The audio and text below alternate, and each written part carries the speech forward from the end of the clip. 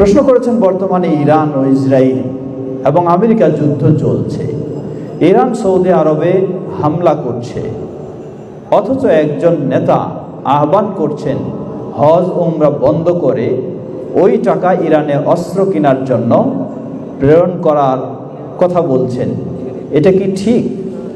জবাব, হজ উমরা তো নফল ইবাদত। হজ নফল ইবাদত না? মন চাইলে করবেন, না চাইলে করবেন না, তাই না? আরে এটুকু বুঝেন না? ইসলামের রোকন কয়টা? ইসলামের মূল স্তম্ভ কয়টা? জোরে বলেন কয়টা? 5টা। 5 নাম্বার কি? হজ। তাহলে হজ কি নফল হলো? সামর্থ্যবানদের জন্য কি ফরজ। যে এই কথা বলবে যে হজ উমরার টাকা বন্ধ করে সেখানে দেওয়া হোক, আল্লাহর কসম করে বলছি ওই ব্যক্তি মুসলিম নয়। সে মুসলিম থাকতে পারে না, কোনদিন মুসলিম নয় সে। কোন মুসলিম এই কথা বলতে পারে না। এটা ইসলামের ফরজ বিষয়। দুনিয়া শেষ হয়ে গেলেও ইসলামের ফরজ বাদ দেওয়ার সুযোগ নাই। দুনিয়া শেষ হয়ে গেল, ইসলামের ফরজ বাদ দেওয়ার সুযোগ নেই। আশ্চর্য বিষয়, মানুষ কত আবেগী দেখুন না। এখন আপনাদের একটু ভিতরে আসি, আমি কথাগুলি কিন্তু বুঝতে হবে। এই তোমরা কথা বলবো না, আমার কথা একটু বুঝবেন। যুদ্ধ চলছে, একদিকে ইসরায়েল আমেরিকা, আরেকদিকে ইরান, আরেকদিকে কে? সৌদি আরব সহ মুসলিম দেশ। কয়টা দল হলো? 3টা। কোনো সন্দেহ নেই, ইসরায়েল আমেরিকার পক্ষে আমরা কখনো হতে পারি না, কোনো সন্দেহ নেই, স্পষ্ট কথা, ক্লিয়ার। এখন আছে দুইটা সাইড, একটা হলো ইরান আর একটা হলো কি? সৌদি আরব সহ মুসলিম দেশগুলি। এখন আমি আপনাদেরকে জিজ্ঞাসা করব, ইরানের পক্ষে না সৌদি আরব ও মুসলিম দেশগুলির পক্ষে? এইবার বলেন না, সবার কাছে আমি শুনতে চাই, বুঝতে হবে আপনাকে জিনিসটা। 1 নম্বর চলে গেলাম আমরা কিসের পক্ষে নয়? ইসরায়েল আমেরিকার পক্ষে নয়। দ্বিতীয় হলো, এখন আর 2টা পক্ষ আছে, যেহেতু একটা আরেকটাকে মারতেছে, ঠিক কি না? কে মারতেছে? সৌদি আরব মারতেছে নাকি? এমারত মারতেছে নাকি? কাতার মারতেছে নাকি? বাহরাইন মারতেছে নাকি? কুয়েত মারতেছে নাকি? তাহলে কে মারতেছে? ইরান। তাহলে এখন বলেন, যে মারে তার পক্ষে না যে মরছে তার পক্ষে? কার পক্ষে? কার পক্ষে আপনি? নরমালি হলো, যদি আপনি ধরেন 2টাই মুসলিম, তাহলে যাকে মারতেছে অবশ্যই আপনি কি হবেন? তার পক্ষে হবেন। যে মারছে তার পক্ষে হতে পারেন না, ঠিক কি না? এটা নরমাল বুঝ গেল 1।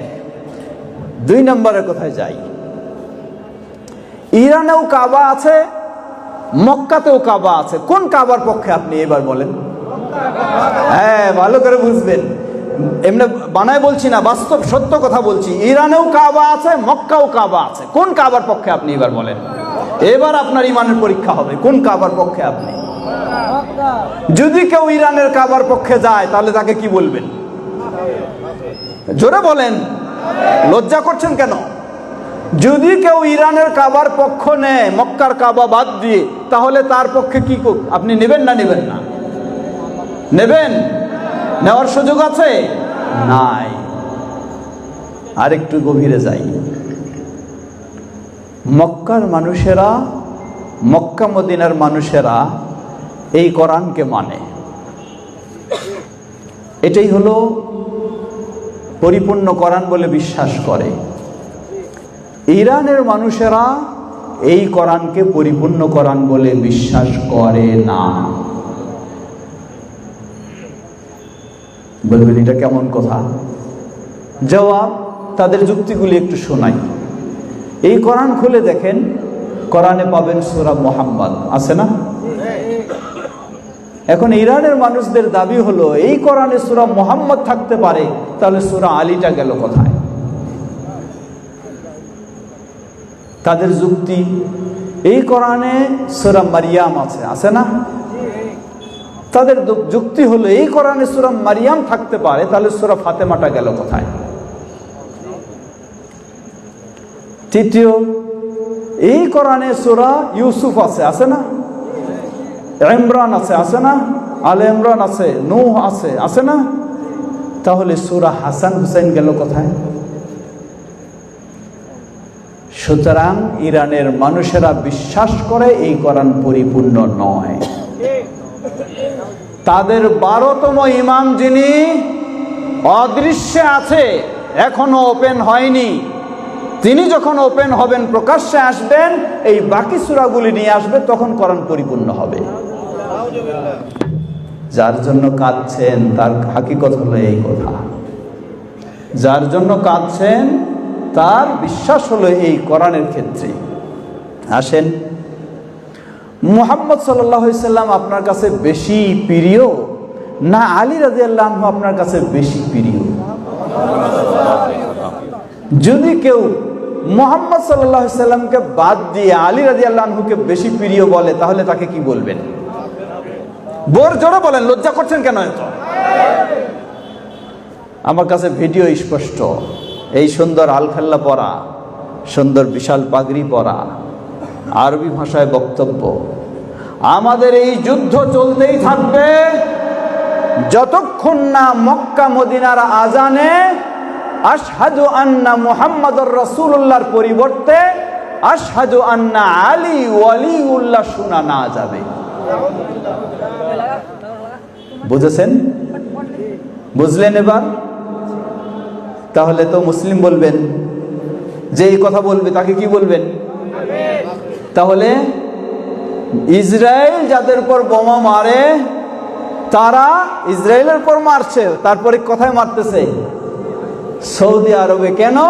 সৌদি আরবের আজানে যেন আশহাদু আন্না আলী ওয়ালিউল্লাহ শোনা যায়, এজন্য সৌদি আরবের সাথেও তাদের যুদ্ধ। এখন বলেন কারা? ইরান কারা? গেল এক।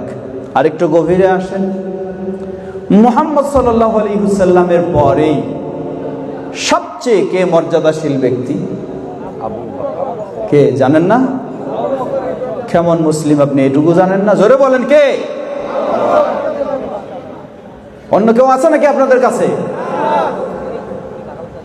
তারপরে কে? তারপরে কে? তারপরে কে? আলী রাদিয়াল্লাহু আনহু। এখন আমি বা উনি যদি বলেন যে এই চারজনের মধ্যে আবু বকর রাদিয়াল্লাহু আনহু, ওমর রাদিয়াল্লাহু আনহু, ওসমান রাদিয়াল্লাহু আনহু, আলী রাদিয়াল্লাহু আনহু, এই তিনজনকে আমি মানি না, এই 4 নম্বরটাকেই শুধু মানি, ওনাকে কি বলবেন? হ্যাঁ, কি সবাই একমত? কে দ্বিমত আছেন একটু হাত তোলেন তো। গোটা শিয়া, শুধু ইরান নয়, আরো যেখানে রয়েছে, আবু বকর, ওমর, ওসমান রাদিয়াল্লাহু তাআলা আনহুকে খলিফা হিসাবে তো বিশ্বাস করে না। বিশেষ করে শিয়াদের চরমপন্থী যারা, এই ইরানের শিয়ারা, এই খোমেনি মার্কা শিয়ারা আবু বকর, ওমর, ওসমান রাদিয়াল্লাহু আনহুকে তাদের নামাজে লানত বর্ষণ করে। সেই ভিডিও আমার কাছে আছে। এই বিরাট বিরাট পোশাক পরে দোয়া করতেছে, হে আল্লাহ, আবু বকরকে লানত বর্ষণ করো, ওমরকে লানত বর্ষণ করো, উসমানকে লানত বর্ষণ করো, আয়েশাকে লানত বর্ষণ করো। নাউযুবিল্লাহ। এ হলো শিয়াদের আকীদা, এই ইরানের আকীদা। তাহলে যে আপনার খলিফা আবু বকর রাদিয়াল্লাহু আনহুকে খলিফা দূরের কথা মুসলিম বলে স্বীকার করে না, লানত বর্ষণ করে থাকে, জাহান্নামী বলে বিশ্বাস করে, মুরতাদ বলে বিশ্বাস করে, তাকে যদি কেউ মুসলিম বলে, তাহলে ওয়াল্লাহি আল্লাহর কসম করে বলছি, সে মুসলিম থাকতে পারে না। অবশ্যই আপনার জন্য ফরজ, আপনি যদি মুসলিম হতে চান, তাহলে তাকে আপনাকে কাফের বিশ্বাস করতেই হবে। কাফের বিশ্বাস করতেই হবে আপনাকে। আরেকটু গভীরে যান, রাসূলুল্লাহ সাল্লাল্লাহু আলাইহি ওয়াসাল্লাম ঘোষণা দিয়েছেন, জান্নাতে নারীদের মাঝে সবচেয়ে সেরা কে? হ্যাঁ, কেন জানেন না আপনারা? বক্তব্য ওয়াজ শোনেন নাই? জান্নাতে নারীদের মাঝে সেরা কে? আয়েশা রাদিয়াল্লাহু আনহা। এই ভিডিও আমার কাছে আছে। এই ধরনের বড় বড় পোশাক পরে বিশাল বড় কেক কাটে। কেকের উপরে লেখা আছে আয়েশা ফিন্নার, আয়েশা জাহান্নামী। নাউযুবিল্লাহ।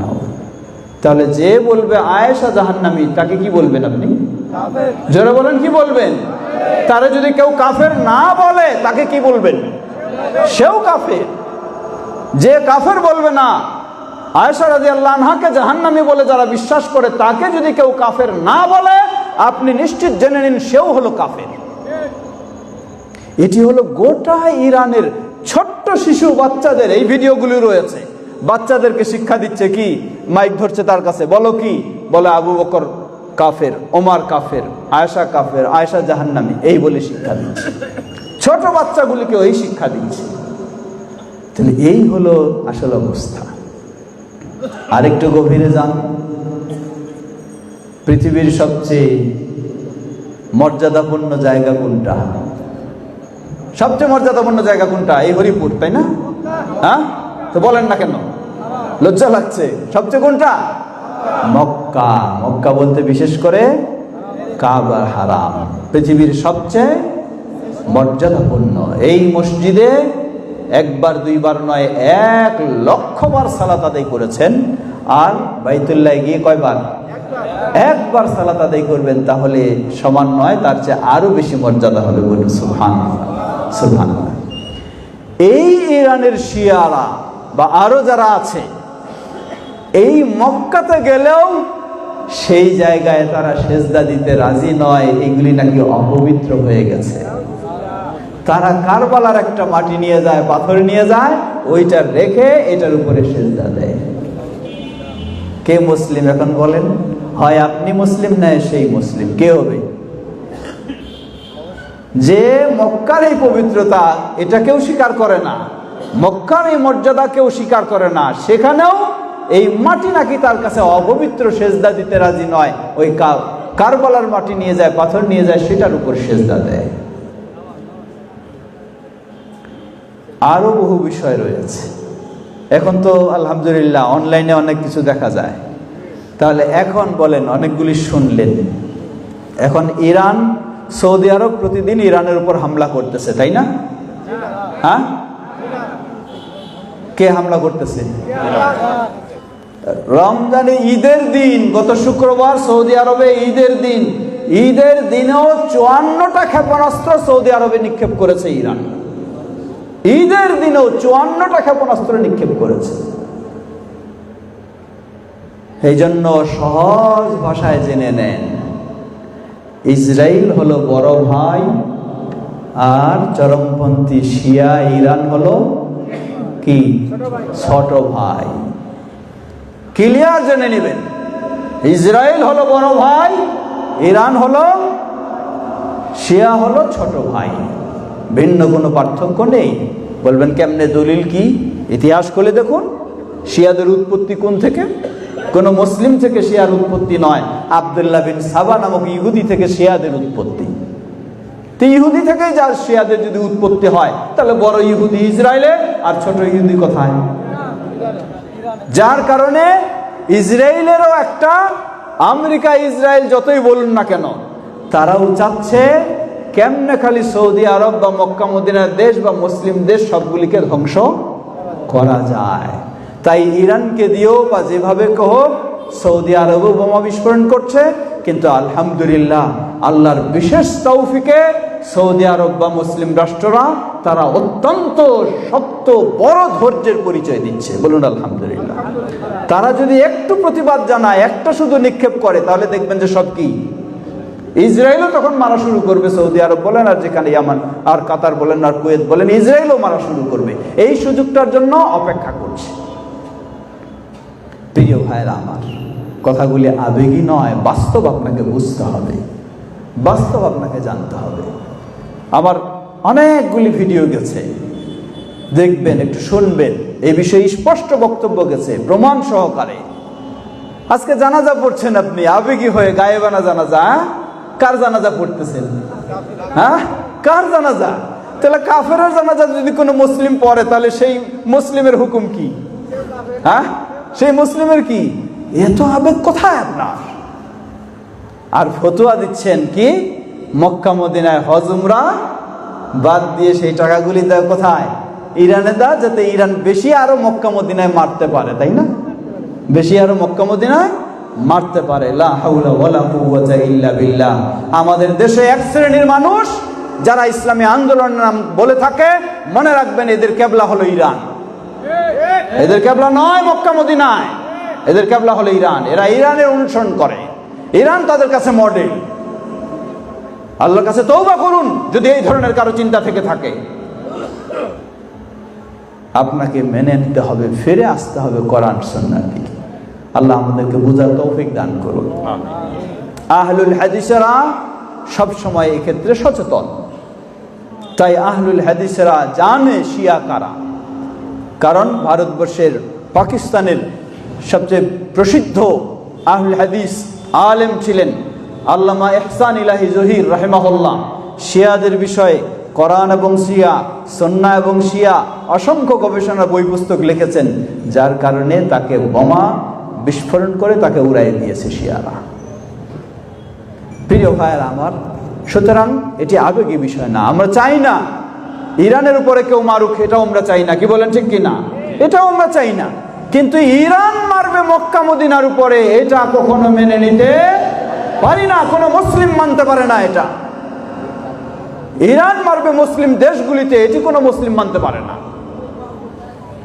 আল্লাহ সবাইকে হেদায়েত দান করুন। মক্কা মদিনা সহ মুসলিম উম্মাহকে, মুসলিম দেশগুলিকে আল্লাহ হেফাজত করুন।